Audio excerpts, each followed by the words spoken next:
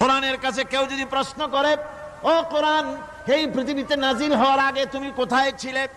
কেউ যদি প্রশ্ন করে, কোরআনে কারীম নিজে নিজের পরিচয় শোনায়, আমি কোথায় ছিলাম শোনো।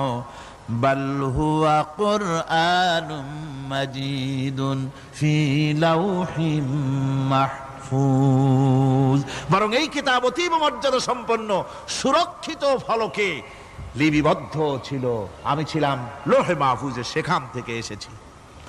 যদি কেউ প্রশ্ন করে, কোরআন কি কোরআন, তুমি কার উপরে অবতীর্ণ হয়েছ?